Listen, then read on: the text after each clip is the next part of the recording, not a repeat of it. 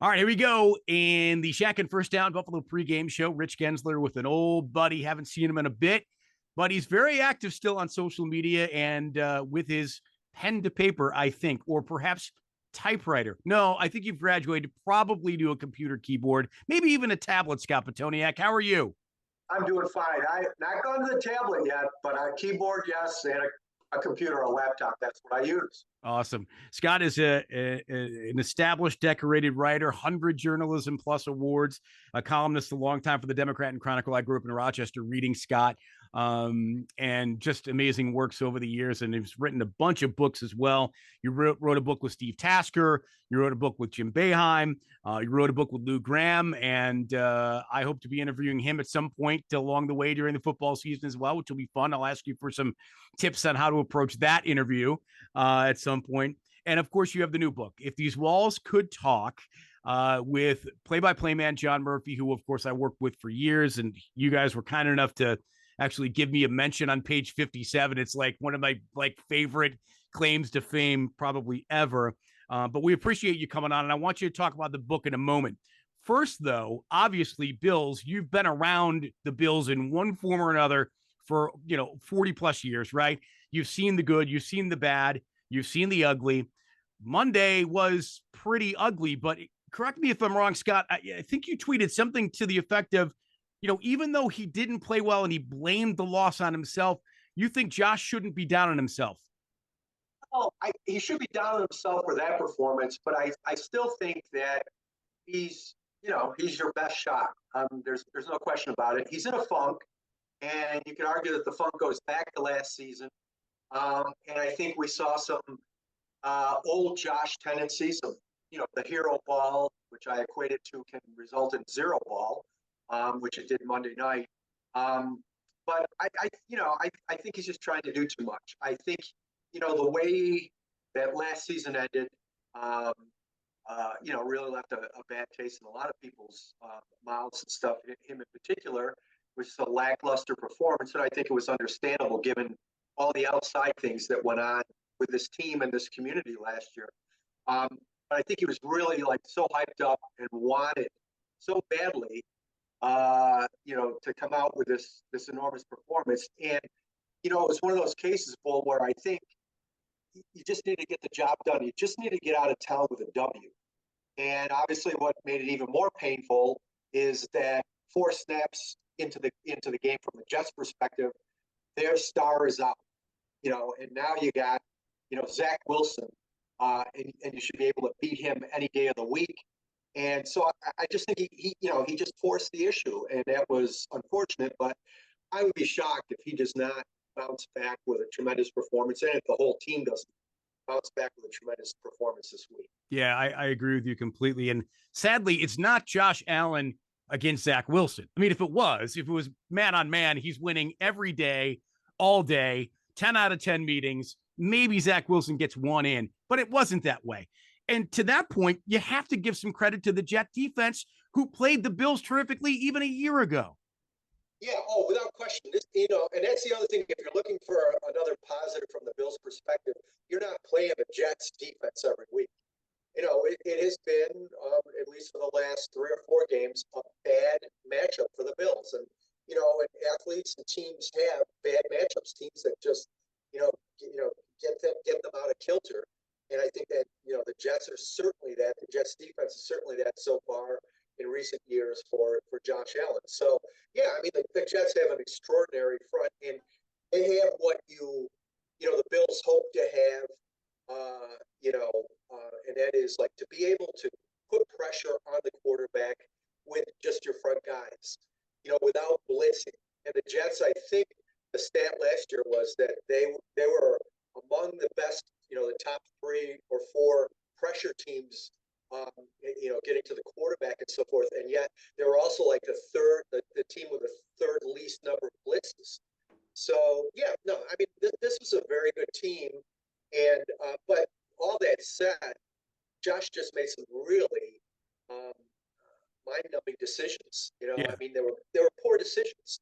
And, he does accept blame, and sometimes I think he beats himself up a little bit too much. But again, I think they'll rebound. And we've seen this happen before in recent years, and they've come back, in a strong way and get a string of victories. And they're going to need to do that. They can't get to an 0-2 hole. Yeah, I mean, you saw the stat if you were watching the game the other night about the number of touchdowns he has over his first 5 years, most all time, and then you also saw the stat about the giveaways, right? So I mean, he is the epitome of do you take the good with the bad, right? I mean, the Bills at 37-12 with Josh having his hero ball moments, and for me, I'll take that all day. Yeah, I totally agree. I just think that, you can temper things a little bit. I think, here's a guy, what's in sixth, seventh season, and, he's 27 years old. And you would just hope that there are some of these mistakes. And again, the mental mistakes that bother me, you just hope that these would be cleaned up by now, at least some of them, I don't, yeah, by no means do I want him to try to become a game manager. I don't want that. I want him to be who he is to a certain extent. I want him to take chances. I just don't want him to take foolish chances. And I think, again, what was bothersome is that there were guys open, and you had some situations also, like if you're going to run, then go for it and get out of bounds. It was just, he just seemed out of sync. I don't know what it was. Again, I think part of it was just trying too hard, too hyped up.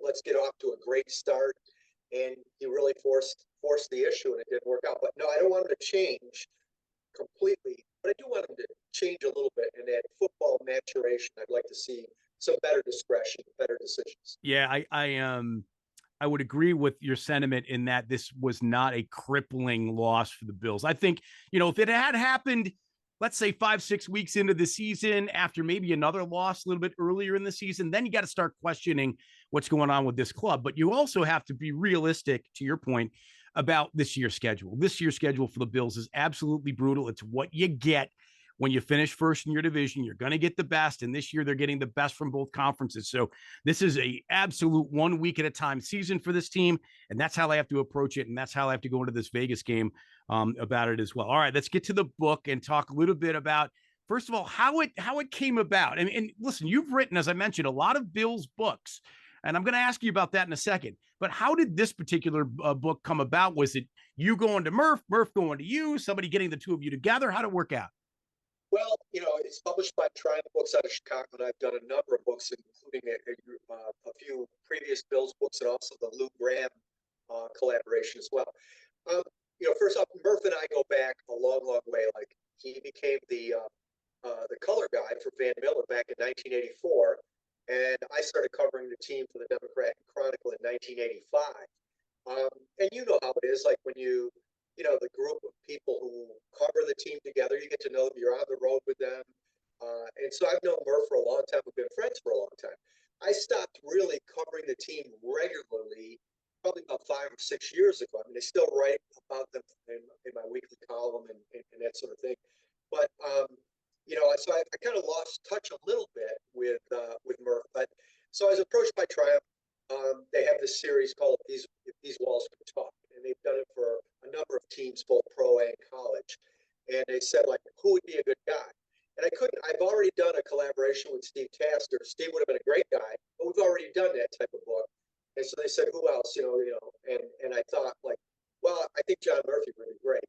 I mean, because you talk about the breadth of history that he has seen, and also the credibility that he has, first as Van Miller's sidekick, and then as Van Miller's successor.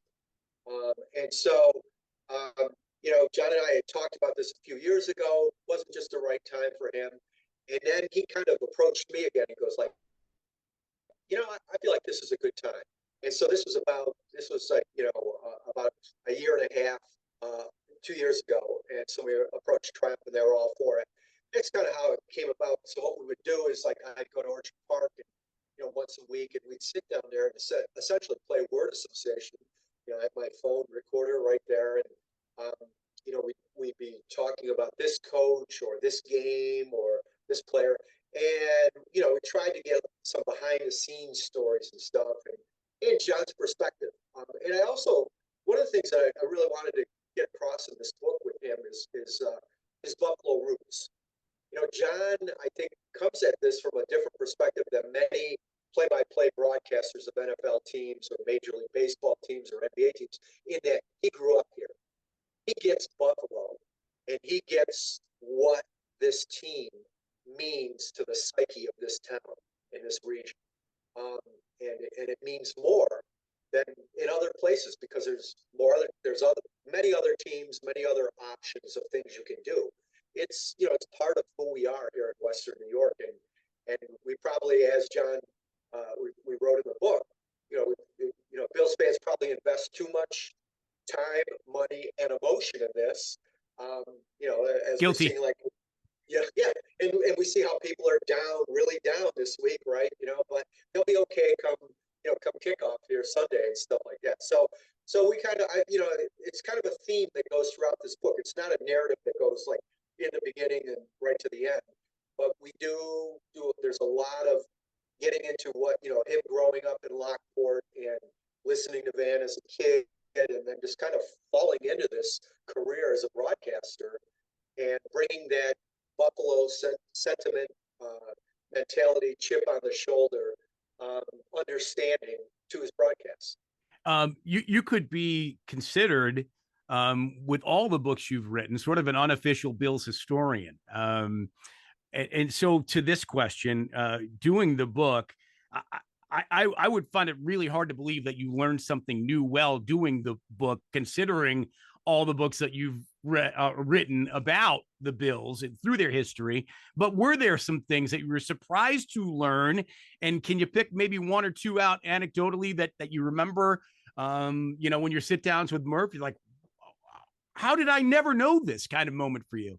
Well, one of the things that we wanted to do is have some behind the scenes stories that he would be privy to that I wouldn't, as a newspaper reporter or whatever. I mean, he's flying on the charter, he and Van. So one, story we knew about, like, when Rodney Harmon drops that ball, he short arms it in the end zone there. They could have beaten, the Cleveland Browns in that famous playoff game in during the '89 season, the Big Green Bill season. Well, on the plane ride back, Murph and Van are sitting usually in the back of the plane, and he told me that Bill Polian would do this regardless, win or lose. Like, he would go up and down the aisle of the plane, and he would stop at each seat or whatever, usually, or, most seats, and he might say something to a player or a coach or whatever, and how are you doing, and he would come back to Van and Murph and say, like, how was your broadcast and stuff like that. Well, they see him coming down this time after that game, right? It's a short flight, obviously from Cleveland back to Buffalo, and they can see he is just like almost beat red. And you're always concerned, like, was it something we said on the broadcast and somebody told Bill about it or whatever? I mean, he's just looking like he's loaded for bear here. So he comes back, and again, he's beat red, veins are bulging, and he leans over to Murph and Van, and he just says in a quiet voice, he goes, that SOB will never drop another pass for the Buffalo Bills. And then lo and behold, like a day or two later, Ronnie Harmon is cut. There are more circumstances than just that, but that play will always be remembered, and it kind of epitomized that. There was another, there was an O.J. Simpson story where this, OJ is there. Actually, this happened at that same Cleveland game. Before the game, comes on the field. He's walking around several hours before the game, and Murph and Van are there. And he would always come up to Van and talk. OJ would. And so, Van's always saying, Joe, how's the family, and stuff like that. And he goes, oh, the kids are great. He goes, but that wife of mine. And this was, John remembered that. And then, of course, when all that stuff happened, 5 years later, he starts looking at that story in a different light or whatever, But, there's some things like that. There's after Ralph Wilson died, John was really moved by, his death was announced when they were down at the winter meetings. And so all the NFL people are there. And John's was doing his nightly radio show at the time, And afterwards, like, there's Roger Goodell and all these other people, like all over the NFL, like are really like kind of offering condolences and talking about certain things that Ralph Wilson did for them, for the league, putting the league ahead of his team and all these things. And Murph just said, he goes like, it didn't really strike me until then about what an influential figure he was, kind of a conscience he was for the NFL, things that we wouldn't normally have known. So there's great stories. He's got stories about, behind the scenes about every coach, every major player, and some minor players as well in there that we really tried to weave in, and games, of course, good and bad. I know that, you've been in touch with Murph, obviously, since his stroke, and I have as well, but probably not to the level you have, because I know you have some book signings you're going to be doing, as you go through the fall, and obviously leading toward the holiday, because it's a great, obviously, I even talking about Christmas at this point in September, but what a great option it is for a Bills fan on the list that you have to buy for, if these walls could talk, on Triumph Books, Scott Pitoniak and Murph. But obviously you've been talking to Murph. How is he doing? And has there been any conversation about how sort of eerie it is that what happened to him happened almost at the exact same time what happened to Damar Hamlin? A lot of people don't talk about that, but it's kind of eerie that it happened the way it did. But just kind of update us, how Murph's doing. Well, first off, I mean, he's made tremendous strides. He's doing very, very well. He's dropped 75 pounds, and he's still got his trademark sense of humor. He joked to me, he goes, it's not the diet plan I would recommend to go through, but that's Murph. He's able to laugh at some things and keep his sense of humor and wits about him. You know, everything's come back. Like, he had suffered a slight paralysis on his right side. His use of his hands, everything's come back. He's worked really hard at all sorts of therapy and rehab. It's his speech. He's understandable and can carry on a conversation. It's just not what we would call radio ready, and that's still a carrot that he's holding out there to come back.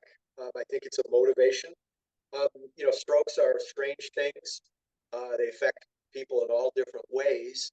And, and there are times when he gets frustrated, you plateau. It doesn't seem like your therapy is you're making any headway, or you're even regressing, type thing. But he plows on, and he's in great spirits. And I think that, he was a little reluctant at first to do some of the signings, but I think both his wife, Mary, who's been a rock through this whole thing, and I tried to encourage him, like, I think you're going to really feel the Buffalo love. And I think it's going to be good for you, because I think you're going to, all the good that you've done for your community, and, the way you've touched people in ways you could never even know as a broadcaster and as a voice of the Bills. I think it's good for your spirit. And he agreed, and I'm glad to see that he has, because I hope that is, certainly going to be the reaction of, I think it will be, of most people. You mentioned about the eeriness, the coincidence there of the timing of his stroke and the timing of Damar Hamlin. Well, John's stroke actually happened before the Cincinnati game. Like, it was on New Year's Eve and into New Year's, and he didn't make the trip. And we write about it in the book, in that John talks about, like, being in the hospital here in Buffalo, and his two sons watching. They encouraged him to watch that game, and it was really difficult. Here he is, all hyped up. He's preparing for that game, and it's the biggest regular season game of the year, and on and on. And then this happens, and so he grudgingly agrees to watch the game with his sons, and then the Damar Hamlin collapse, cardiac arrest happens. And John said, he goes, like, he just started crying, and he goes, it had to turn it off. It was just too much, because it struck at home, even though, two different medical situations.